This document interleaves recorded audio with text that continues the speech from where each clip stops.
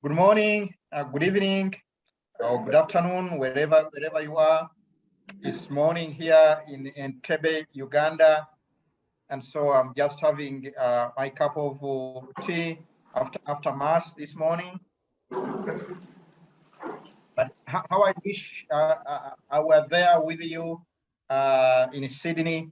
I had so much been looking forward to this, and they had wanted to be there, but the number of programs, planning, issues that require my presence here, especially as we prepare to launch Bethany Land Institute initiative, about which I'm going to share, that is now deeply connected with my work from both a theoretical point of view, but from a practical point of view.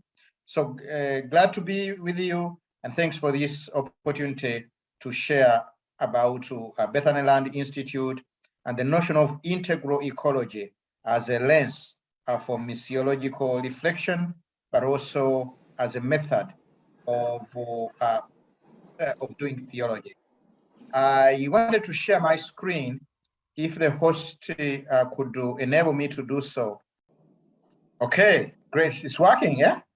Yes. I'm actually surprised, at times I'm surprised that these things work. But anyway, okay. If I can make it move, okay. Yeah. So what I would like to do briefly is to speak about integral ecology around three broad areas.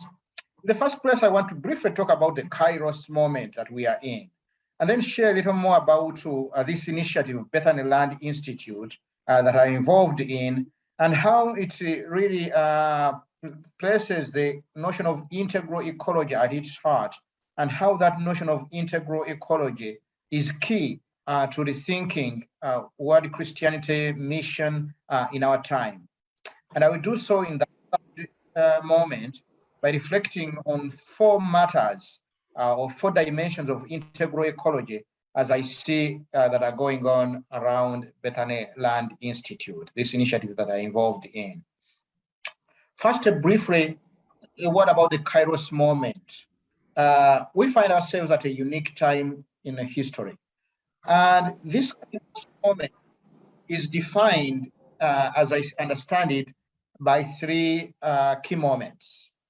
One is the shift in world Christianity, the shift of the center of gravity in world Christianity from the traditional heartlands of Europe and North America to the countries of the global south. A reality that has been written about, commented on by a number of scholars. What I want to take away from that shift is that now that world Christianity has shifted and the new center of gravity in the global south, where the majority of Christians live, our reflection must also reflect the gifts, the challenges, the issues that in a way arise out of the context of this typical Christian. This typical Christian, as Jenkins says, is a woman in a village in Nigeria, or a poor person living in a favela in Brazil. So our reflection has really to reflect that shift. A shift that, as I describe it, does not only add something to world Christianity, to mission, but that kind of provides a new ecological moment. It kind of changes everything. The way we do theology, the way we do mission, we cannot go on in the same way given that shift. So that is the first moment of the Kairos. The second moment of the Kairos is the COVID crisis in which we are living, or that we have been through under for the last 2 years. As the Secretary General of the UN has said, and the COVID crisis is like an X-ray that has revealed, and I quote, the fractures in the fragile skeletons of the societies that we have built. The pandemic, he notes, has laid bare the risks that we have ignored for decades: inadequate health systems, gaps in the social protection, structural inequalities, environmental degradation, and so forth.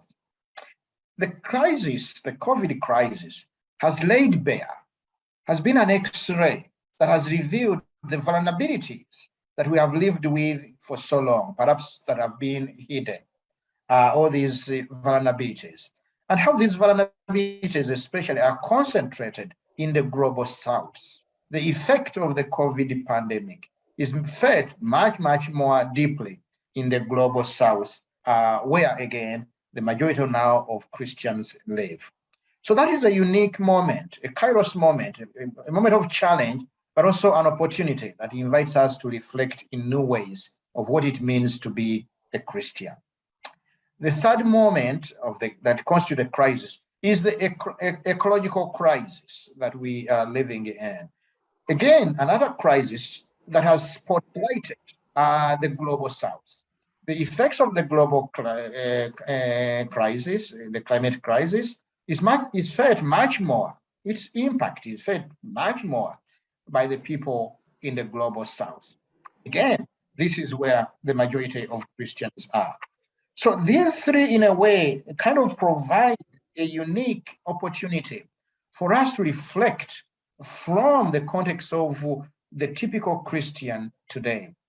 What does Christianity look like? What does mission look like in such a wounded world? What does it mean to be Christian and experience and respond to these crises, the twin crises of the cry of the earth and the cry of the poor?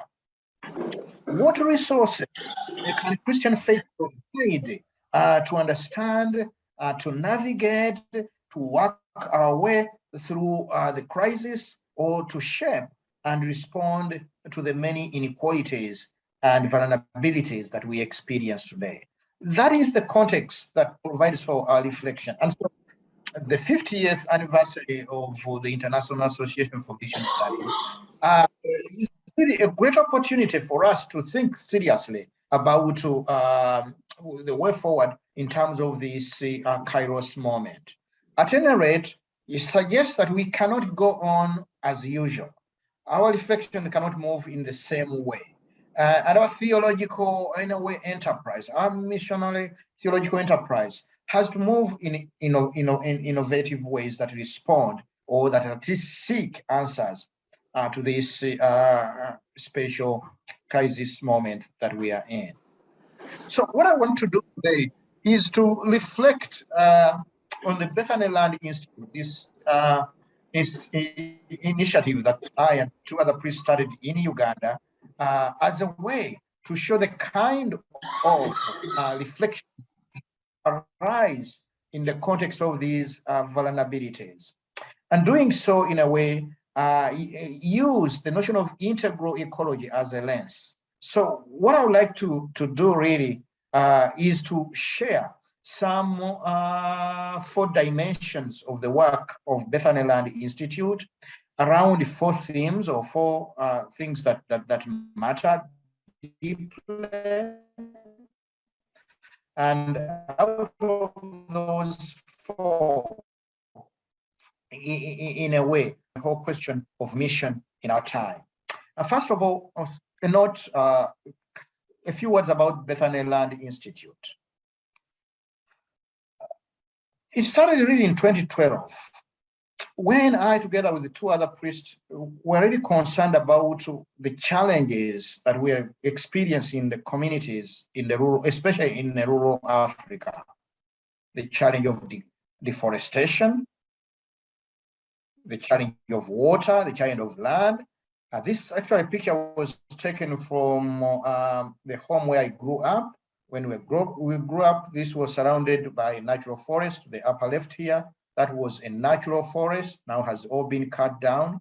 And you can see the effects in terms of the food, the crop production, but also how the land has been laid bare and has become less productive. So really bringing to the fore the challenge of food insecurity, of water poverty in the area. And the effect also is that a number of young people migrating from the villages, the local communities, into the city. Of course, they never end up really into the city where all the promises of jobs and good living are, but they end up in slums like this, where the impact, not only the ecological impact, but also the personal, spiritual, and social impact is so felt, as you can see in the faces of many of these young people that are asking themselves, who am I?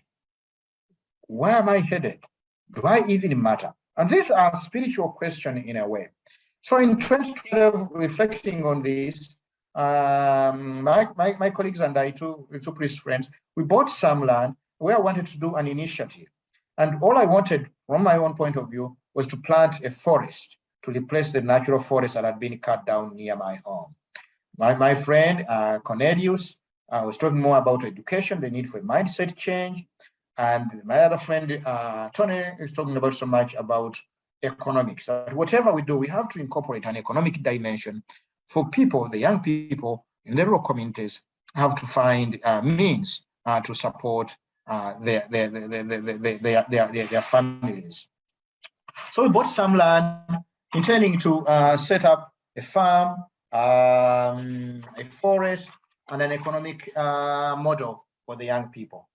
But that was before 2015. So in 2015, Pope Francis published the encyclical Laudato Si, and in it, the Pope makes a number of interesting connections. The cry of the earth, the cry of the poor is urgent, but the two are deeply interconnected. The cry of the earth and the cry of the poor go hand in hand, and therefore he calls for an integrated approach. Integral ecology comes from there, that would not only fight poverty, care for creation, but restore human dignity.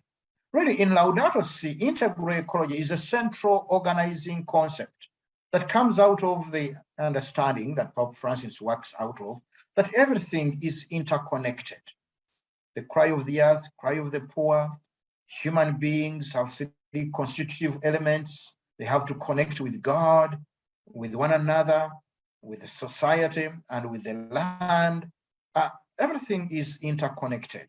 And so we need an integrated approach. But in Laudato Si, when Francis talks about ecology, he talks about different types of ecology. An economic ecology that has to do with the flourishing of our economics, of ways and of living. It talks about social ecology that has to do with the health of society's institutions, whether it is the juridical, the economic. It talks about the cultural ecology, that it has to do with our inherited values and traditions and customs. It talks about the ecology of the daily life, the way we organize and shape the spaces around us. He talks about human ecology, the interconnectedness between peoples, the solidarity, the sense of the common good. In other words, what we get from Laudato Si is that integral ecology is all these ecologies. It's not one thing. Integral ecology is not, in fact, a product. It is not. It's not a technique. It's not something that can very easily be seen as this is the product of integral ecology. What we take from Laudato Si is integral ecology as a vision, as an outlook of that kind of deep interconnectedness with our common home, with one another, in the ways of our economic production, political institutions, and so forth. Therefore, when it comes to this paragraph in Laudato Si 111, you can see the sense of that outlook, worldview. Pope Francis says, ecological culture cannot be reduced to a series of urgent and partial responses. There needs to be a distinctive way of looking at things, a way of thinking, an education program, a lifestyle, and a spirituality, which all together constitute integral ecology and constitute the resistance to the technocratic paradigm. When we read this invitation, we decided that definitely the education program is so needed. And so the initiative that we had been talking about, we said that has to be that education program for integral ecology that shapes and trains and nurtures that distinctive way of looking at things, a lifestyle, and a spirituality that kind of really responds to the cry of the earth and the cry of the poor in our time. So we started inviting young people to the land and working with them, reading and reflecting on this Laudato Si, and inviting them to live more fully into that outlook through the process of cultivating the land and tilling it. So what I would like to reflect on, and this is my third area that I will spend a little bit of time on, I'd like to reflect on 4 matters or 4 dimensions of the work that is underway at Bethany Land Institute, and what I am learning about integral ecology in the process of doing these 4 things. These 4 areas are 4 areas really around which the work of Bethany Land Institute is shaped, and they kind of provide a good ground for reflecting on a deeper, full meaning of integral ecology. I am stressing the word, what I am learning about integral ecology in the very process of doing a program of integral ecology. And that seems to be so important, because integral ecology, as I'm learning, is not a finished product, and that we can actually understand what it is only through the process of trying it out, of enactment. That is why I'm describing this integral ecology not only as a lens for missiological reflection, but also as a way of doing theology, as a way of doing mission. Okay, 4 matters, 4 areas that have shaped, that continue to shape the work of Bethany Land Institute. The first area is the area of curriculum development. What kind of curriculum, what kind of teaching, what kind of learning do we do at Bethany Land Institute? And exploring this provides us with a sense of understanding integral ecology as conversion.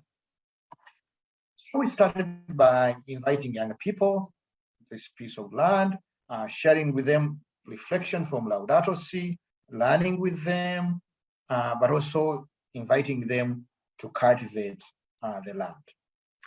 Over these years, and we are going to formally launch the program on 29th of July this year. Over these, one of the most daunting challenges is about the curriculum, the kind of teaching. And also we spend a lot of workshops with experts, education experts, with the teachers, with people in information, to kind of design a unique program of integral ecology that will be the basis of our curriculum.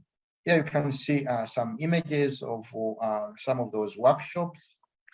And this picture was taken last year, at the beginning of the training program, integral ecology. To my right, you can see the caretakers, or students, we're calling them caretakers because of Genesis chapter 2. Here they are learning, theoretical learning in class, and here they are learning in the field. The key really wanted to design a curriculum that would integrate, again, integral ecology, different dimensions, the theoretical, the skills training, the personal development to leaders, the human development, but also the spiritual development. Because some of the questions that we are facing are very spiritual. Who am I? What does it mean to live in relation to the land, to one another? Integration is very, very crucial. The daily rhythm also reflects this integration. From morning when the caretakers wake up, going to the field, then after breakfast, going to class, theoretical learning where they learn all principles, soil mechanics and what, then going into the field, then in the afternoon, there is sports, reflection, there's caretakers and the sports. So the daily rhythm really also getting a sense of that integration. In the evening, they have discussions and debates, and so forth and so on. So what are we getting at in all these programs with all these rhythm? What we are trying to get at in all this is the whole question of conversion. Conversion. Remember, the encyclical Laudato Si ends in chapter 6 with the summons to conversion, ecological conversion. Pope Francis notes, the ecological crisis is a summons to profound interior conversion. What we need is an ecological conversion whereby the effects of our encounter with Jesus Christ become evident in our relationship to the world around us. This is Laudato Si 2:1-7. So conversion as a key. And this is what we're trying to get at. In all these learning, curriculum, and so forth, our goal is that we lead to this inner conversion of the caretaker. And at BLI, we get to this by saying that the conversion has to take place at 3 levels. At BLI, Bethany Learning Institute, we talk about an integrated approach of 3 H's. Those are the 3 levels. Conversion at the level of the heart, of the head. This is the outlook, how to think rightly about our relationship with one another, with God, and with creation. This is the conversion of the head. 2, conversion of the heart, that interior impulse of who I am, that spiritual dimension, the sense of rediscovering a sense of identity. So we call that the conversion level of the heart, 2nd H. And then level of the hands. That is about the lifestyle. What then can we do? How then shall we live in this integrated manner? And that is expressed not only in the way that we use our hands with the hard work, but with the various modes of conservation, agriculture, creation care, economic entrepreneurship that is going on. This is the theme of conversion that we are trying to get to. So anyway, what I want to say is that the whole curriculum, our goal, this whole curriculum, is that integration, but an integration that points to or that leans into this invitation to conversion. At BLI, we talk about those 3 H's, which in a way correspond to the 3 levels of conversion. It will be some time, maybe after 3 years, that we are able to see the impact of that conversion, but that's what anyway we are trying to get at. So this is in terms of reflecting around the issue of curriculum, an issue that is at the heart of the program. The second matter that shapes the work of Bethany Land Institute is land. The institute is called Bethany Land Institute. Reflecting on this provides us a sense of getting a connection of integral ecology as spirituality. When we started, our interest in the land was ecological and economic, but we wanted to ground this within a theological framework, and so reflected really on the scripture, especially Genesis chapter 2, where we see God's love for the earth, for the soil, for land. God not only creates humans and everything out of the soil, God himself plants a garden and brings humans to live in the garden with an invitation to till and cultivate the land. Abad and Shama, which, as biblical scholars tell us, those words also mean not only to work the land, but also to work for the land. So we bought land in the community, but soon after we had bought the land dispute started, And very soon we found ourselves that we could not even work on that land. And the Bishop of Kasanal-Wero said, this initiative is so important, let's give you new land. And so the Bishop provided land at a Catholic parish of Nandere. This is what I talk about, the gift of land, the gift of land. Earlier on, because of the land that we had purchased, we're talking about land in so much as in terms of entitlement. We owned this land. As it would turn out, we didn't. And now land was given as a gift. That really are pointing to the shift in our mindset about land. Land is not so much a possession, but as a gift.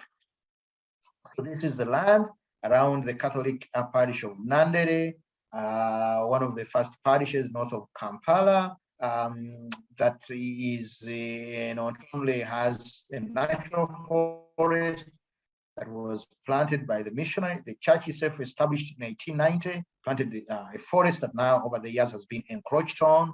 The land has also a cemetery, the grave site, where the early missionaries are buried.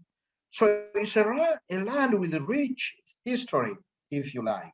And therefore that kind of invites us not as owners, but as participants in this rich history, in this rich drama. But also that invites us, as I said, reflecting on the text of Genesis chapter 2, to reflect on what it means to listen to the land, to work for the land. So inviting us into a posture of a stewardship, really, and an attentiveness to the land, that we don't own the land, we belong to the land. However, the more that we reflect on this, the more we see that this is really in tune with African native spiritualities, where the land is not owned, but the land owns us. And we are participants in that story, in that drama of land, where the land, from an African point of view, traditional native point of view, the land is a kind of the center, the umbilical cord that connects the present us to the past, and the very, very long past, but also to the future. That connects us to the ancestors long gone, to those who are previously gone, but also to future generation. That connects the heavens above, the underworld, and the world here in which we live. So land is a very dramatic, in a way, story. And our, in a way, participation in that drama requires not only different rituals and symbolism and customs of participating in a drama that is beyond us, that owns us more than we owning them, but it also requires a kind of humility in terms of our relationship with the land and with all that else is on land, whether it is tree. So there is something in a way symbolic and sacred about other creatures who also participate in that drama. The tree is not only valued because of its timber or wood. There is something beyond that, because it communicates something of this metaphysical outlook.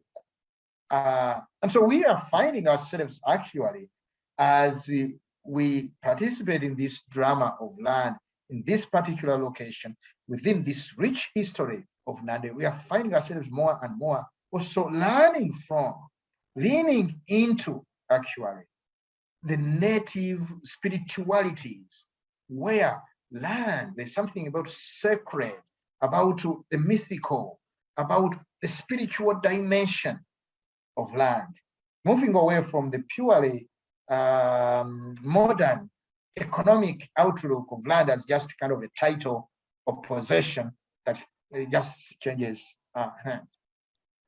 it's really inviting us into an appreciation of the deep spirituality, that our own spirituality is deeply connected with our participation and our belonging to this drama of soil, from our creation, but also from our participation in particular places in this ongoing drama of land. So we didn't know all this when we actually named the institute Bethany Land Institute.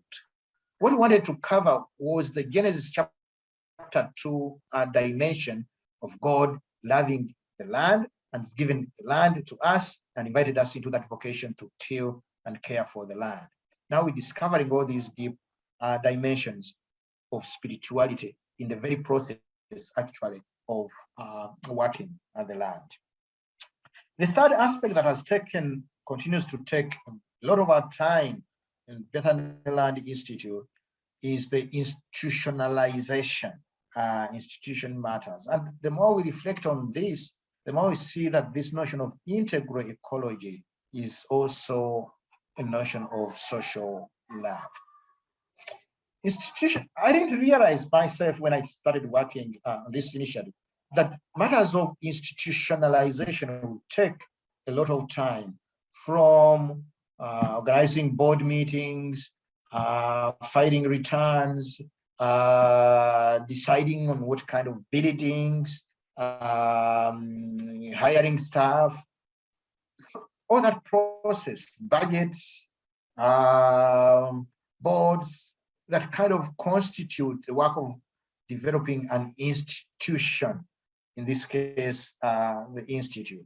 For example, when we decided to build in this brick form, it was because we saw the church that was established in 1890 using local bricks, local masonry, local masons that we tried kind of to imitate. But also we are beginning to think institutionally.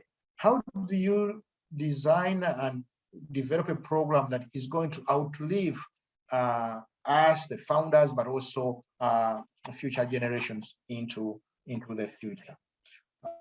Board meetings.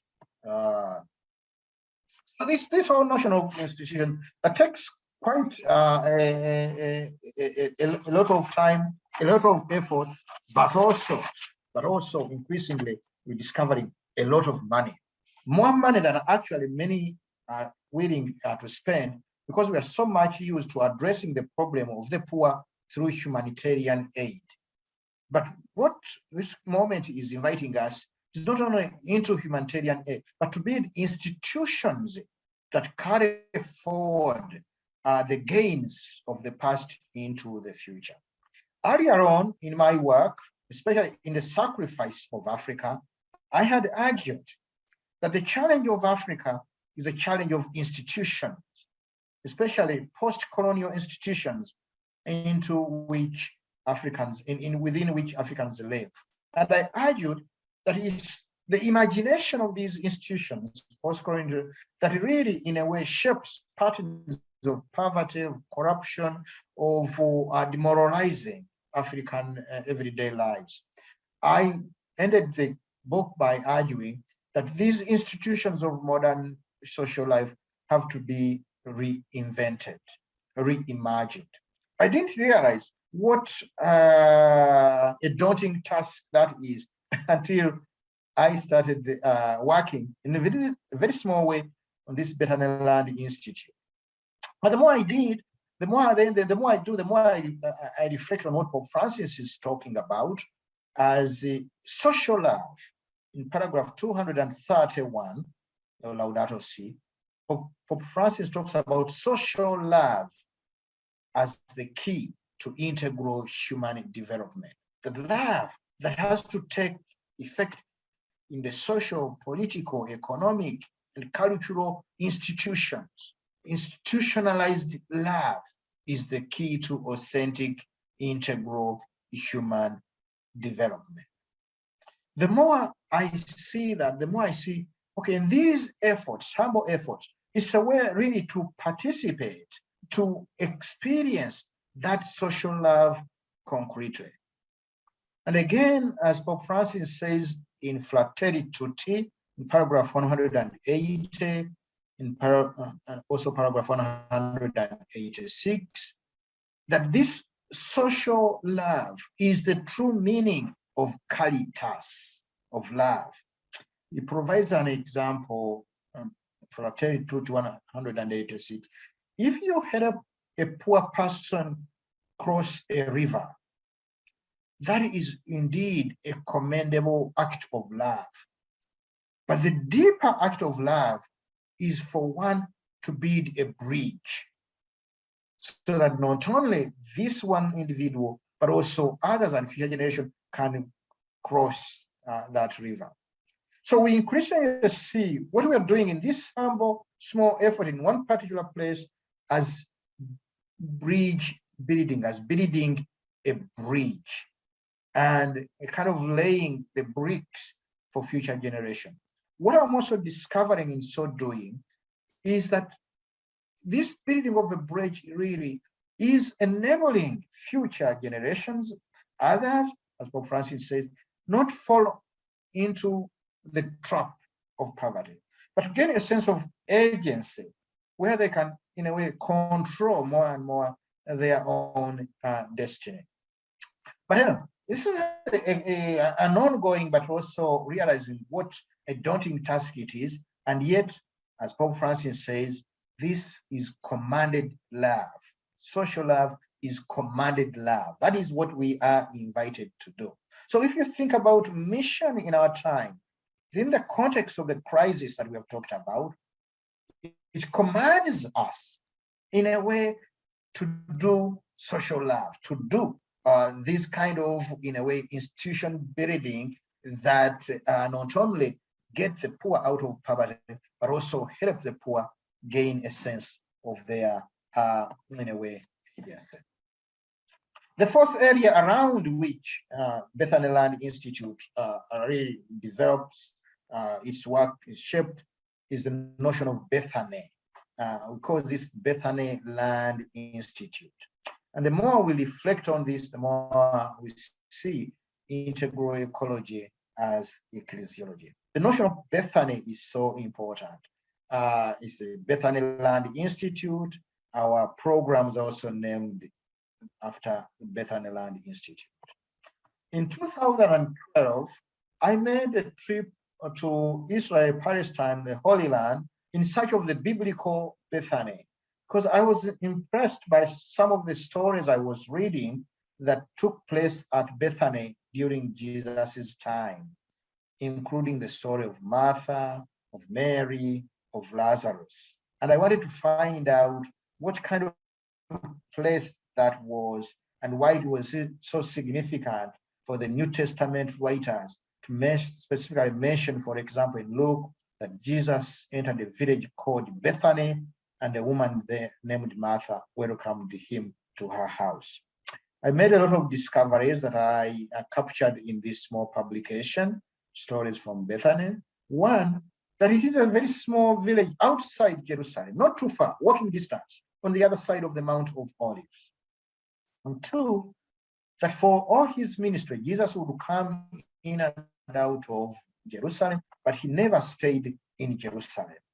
He always stayed at Bethany with the friends, Martha, Mary, Lazarus, Simon the leper. Three, that Bethany was actually the place of the poor. This is where the poor, the marginalized, the lame, the lepers, including the lepers. So we read the story of Jesus went to the home of Simon the leper for dinner. This could not happen anywhere but in Bethany. And yet this is where Jesus always stayed. A very significant, in a way, place that kind of confirms God's presence among the poor. So when we named the institute Bethany Land Institute, we wanted to capture that sense of God living among the poor, of doing a program with the poor, for the poor, and in the poor area, the rural communities. And so all our programs are significantly named after all these biblical characters around Bethany. Because what we see in Bethany are different dimensions of the church. We hear the story of Mary. When Martha is welcoming Jesus and serving, Mary is sitting down and listening. Mary's farm is the program of conservation agriculture, listening to the land, but in the process is also formation, listening to God, listening to one another, our own selves, and learning, just like Mary. But in the same way, it is the same Mary in a way who, according to John, anoints the feet and the hand and the head of Jesus, and the whole house is filled with a new fragrance. Our theology is that if we listen to the land attentively, it will produce the kind of abundance, the kind of flourishing that are captured in the story of Mary's anointing. These are all programs as the caretakers are looking after their animals, cultivating the land, living into the ministry of presence. Lazarus trees. We have a program of ecological education and renewal on this forest and in the community of planting trees, and calling that Lazarus, with the story of Lazarus who was sick, who died, is brought back to life. The ecology in Africa is dying, and how do we resurrect through reforestation, ecological education in the schools, in the communities, that whole process of resurrection, but also the sense of advocacy that we are trying to get into the community in the same way that Jesus tells the people after Lazarus is raised from the dead, and bind him, let him go free. Lazarus. And then Martha's market, Martha, the woman who is productive, who had her own house, that whole economic dimension, the marketing at BLI is a savings and credit union. Here, the members, the caretakers, have just finished a meeting of their savings and credit union. That's whole area of economic entrepreneurship. All this is pointing to us at the church that is born at the margins, in the Bethanies of this world. The church that is about the ministry of presence. The church is about the ministry of service, just like Martha. The church is about the business of resurrection and advocacy, just like Lazarus. So in a way, reflecting on these dimensions of Bethany is really providing us with a vision, or we are leaning into the vision of the church as a kind of social poetry in the process of marginalization, where the church is born, but also where the church continues her ministry of presence, of service, and of advocacy. So these kind of really are four areas provide a good opportunity to reflect on four of these themes that are crucial for understanding integral ecology as both events and mission. So let me conclude by three brief observations. The first observation, so these themes that I've been reflecting on: conversion, spirituality, social love, ecclesiology, they are traditional themes in Christian theology, in mission, the traditional themes of mission.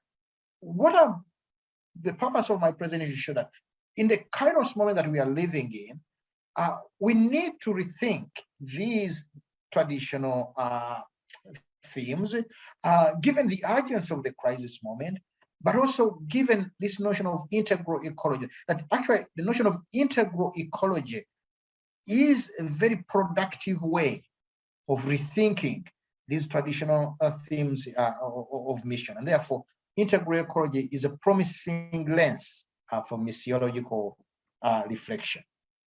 The second comment I want to make, observation I want to make, is that I said these are themes that I am learning, that we are learning in the very process of doing integral ecology.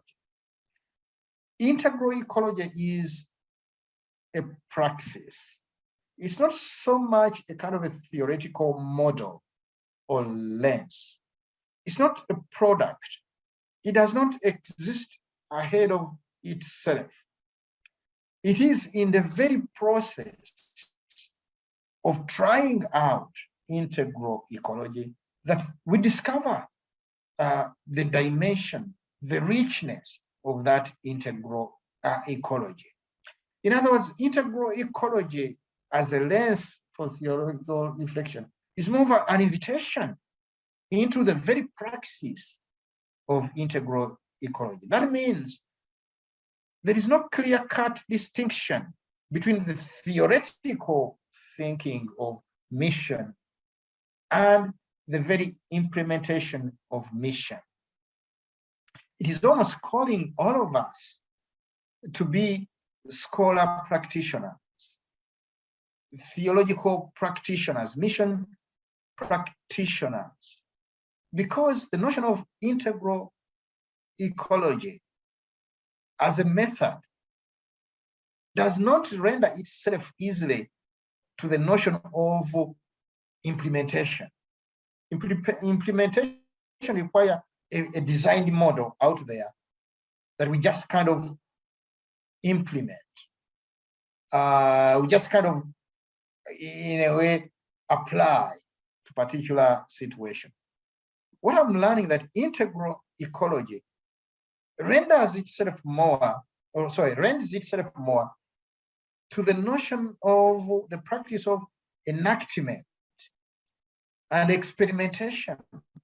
It's in the very process of trying out integral ecology that its full meaning and richness gets, in a way, revealed to us. That seems to be important, very important, that I think that kind of really also confirms that integral ecology is indeed a method.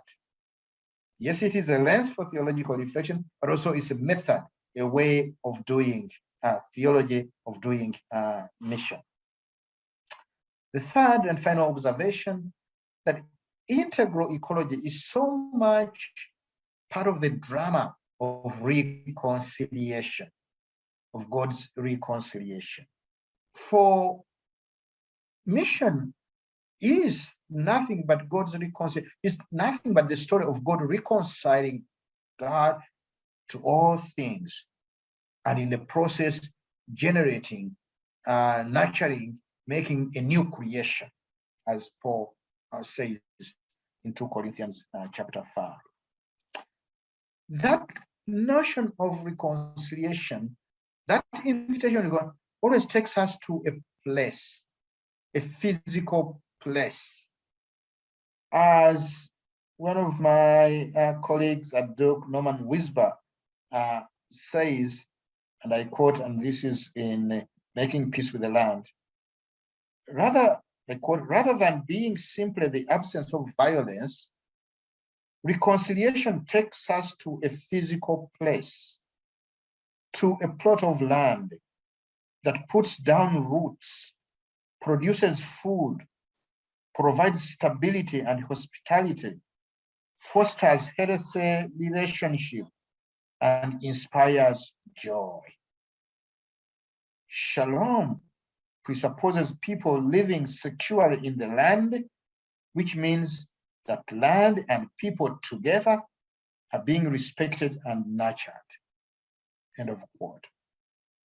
So in the end, it is this learning to live in a place, to belong to a place, to put down roots in this, our common home, that integral ecology is all about. And in this, there is a story then of God's incarnation. For God's incarnation is nothing but the story of God who came to dwell among us, to live among us. And that story is a gift, the gift of reconciliation, the gift of integral ecology, but it's also at the same time a mission. That is the mission of the church, the mission of evangelization. Thank you very much.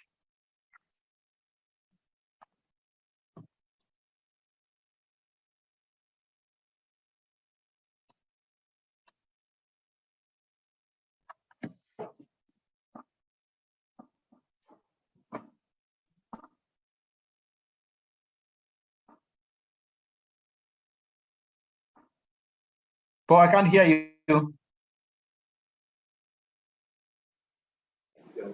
Sorry about that, Emmanuel. Now can you hear me? Yeah.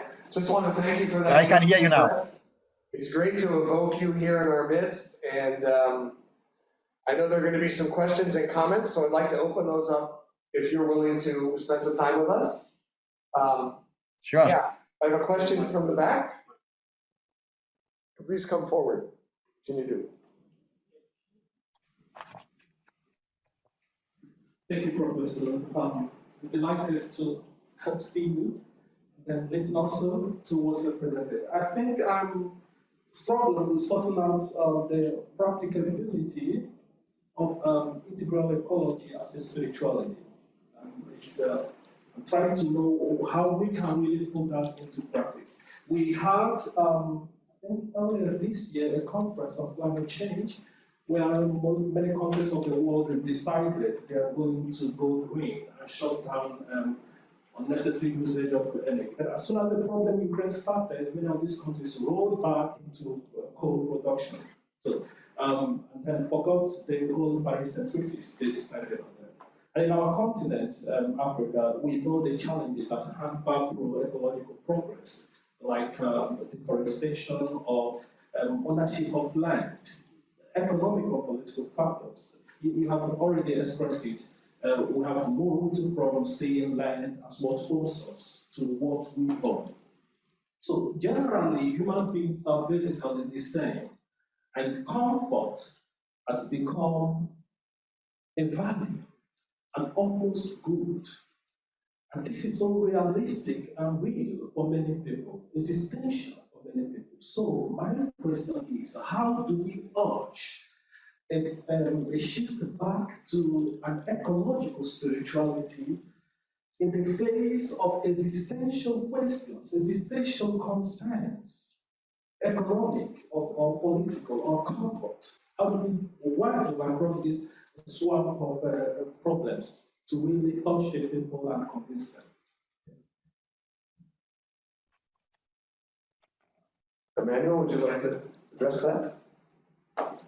Yeah, thank you. Thank you very much for the question. As I understand it, we are not all living on land. Actually, the majority of the people now are living in urban areas where we have no connection with the land. But also, land has shifted. It's more of an economic reality. We're talking about titles and possessing land. How do we recover a deep sense of belonging and participating in that drama of land? One simple thing that I say, that the discussion that I'm having, I think, is inviting us to be more, all of us, agrarians. Agrarianism doesn't mean that everybody tills the land. As Wisba says, that many of us do not even have enough intelligence to know how to till the land. That's what he says. But agrarianism is an outlook, a mindset that is committed to the well-being of the health of the earth and the people together. That unless we recover that outlook, that mindset, that is concerned about the health of the earth, of the soil, we cannot actually recover a sense of our own integrity. So it's not inviting us, all of us just kind of go on land and grow food, but it's inviting into an outlook and practices, simple practices that we can do that reconnect us to our deep sense of connectedness to the land, to the earth, to the sun.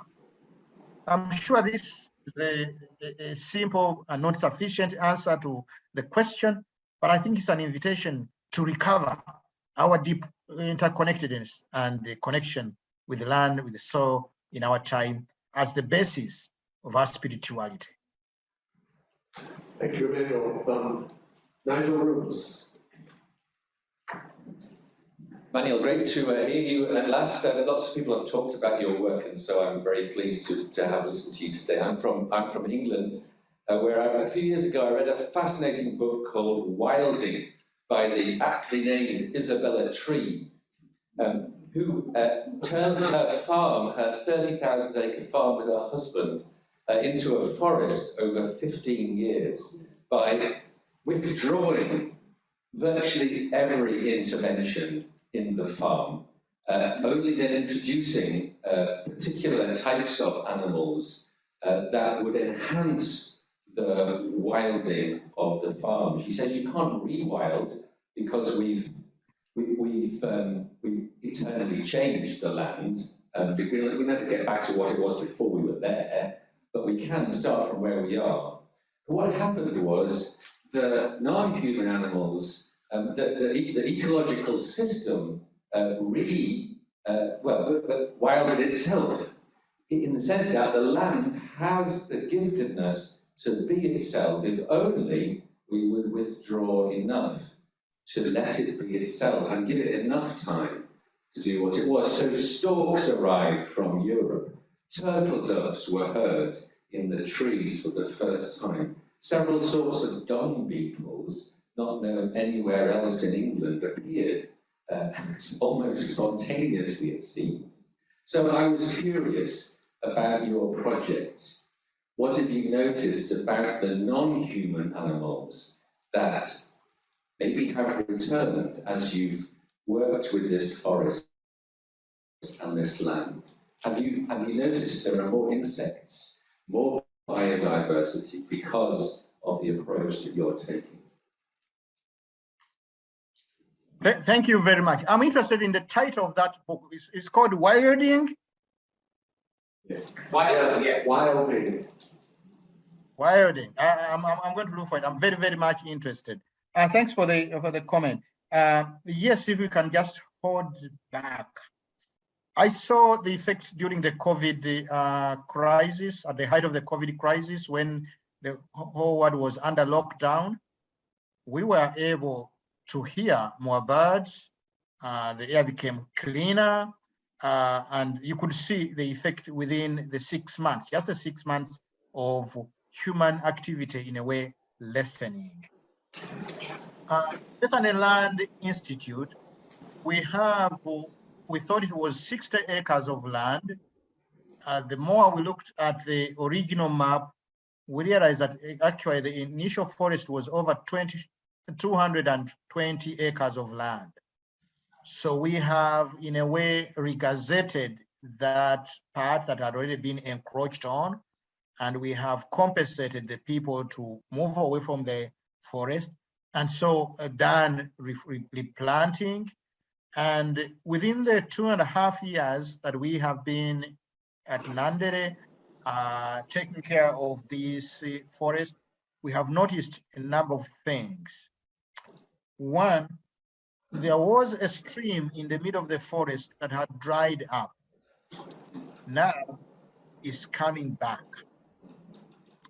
A number of birds, including very rare birds, that have now come to the forest because there is no neighboring forest. The closest forest is about 100 miles away. This is the only remaining forest between Kampala and Massi in the north. So recently, a group of bird watchers came, and in half a day they were able to notice 136 species of birds. Some of them birds that they had not seen anywhere in the country.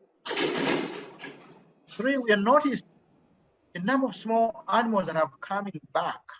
Over 165 types of monkeys, other small animals. We are seeing that in a way, oasis, heaven, if it like, of nature. And finally, what we are seeing actually is the rainfall pattern. Almost every time I'm at Bethlehem Institute, there's almost rain around there. And you drive 15 miles away from there, and it's dry. We are noticing how that is, in a way, impacting already the ecosystem, including the wetland. So I totally agree. The invitation at this time is for human activity, in a way, to listen and allow nature to heal. And nature does indeed heal. It has the capacity to heal itself. And in so doing, it also has the capacity to heal us.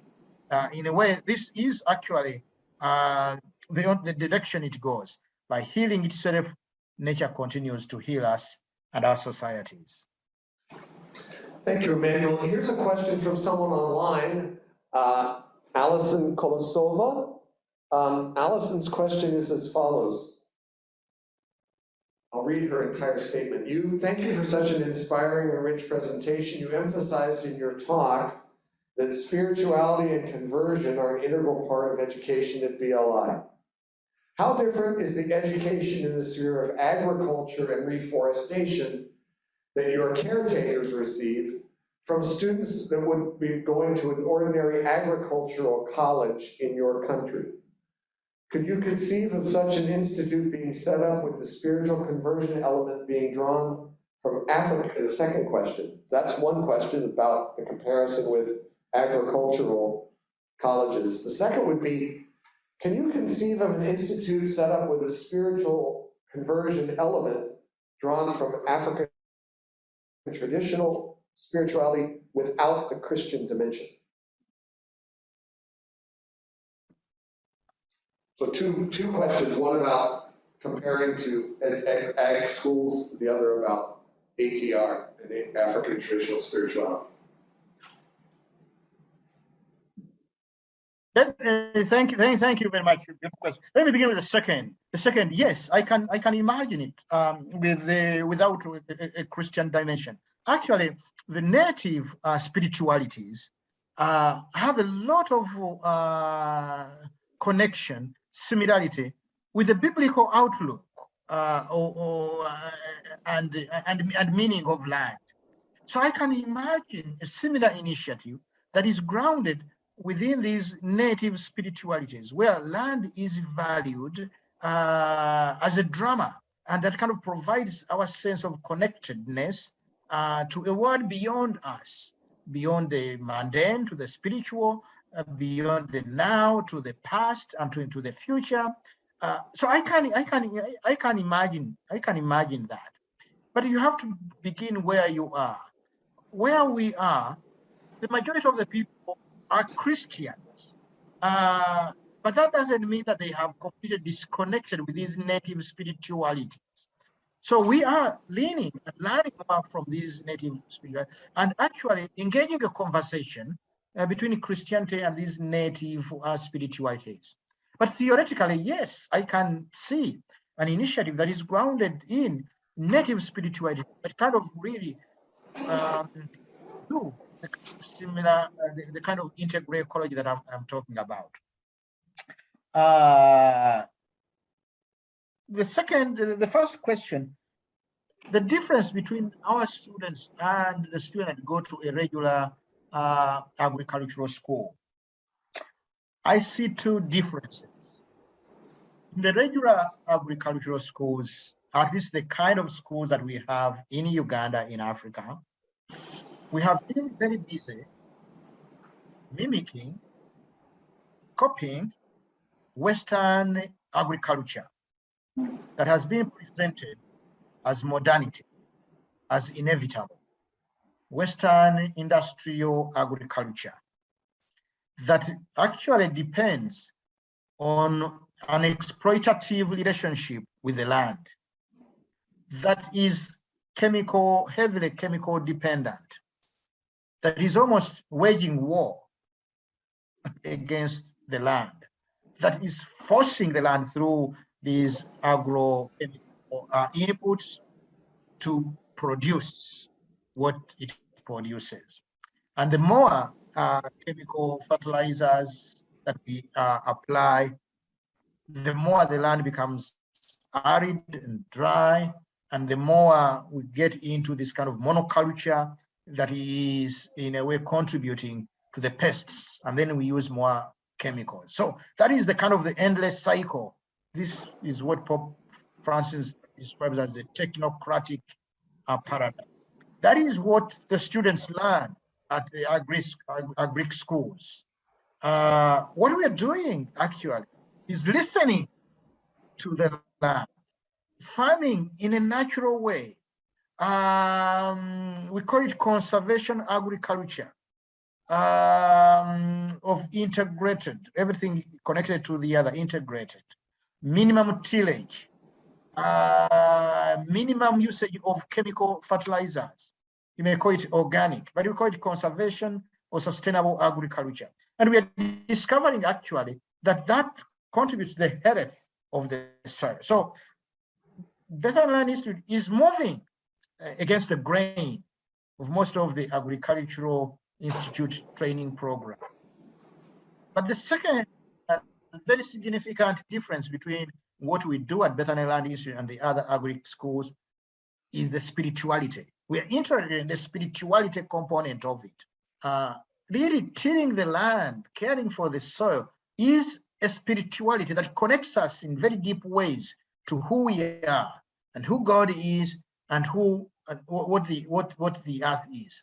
So spiritual formation, that sense of really cultivating that sense of awareness is at the heart of the BLI formation program. This, however, does not mean that we are only taking Christians.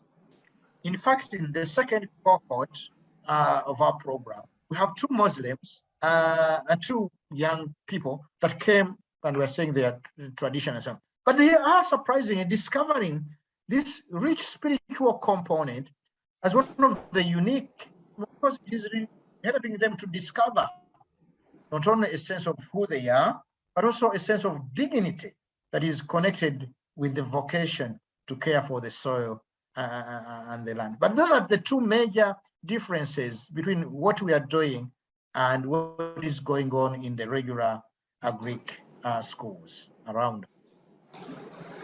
Thank you very much, Emmanuel.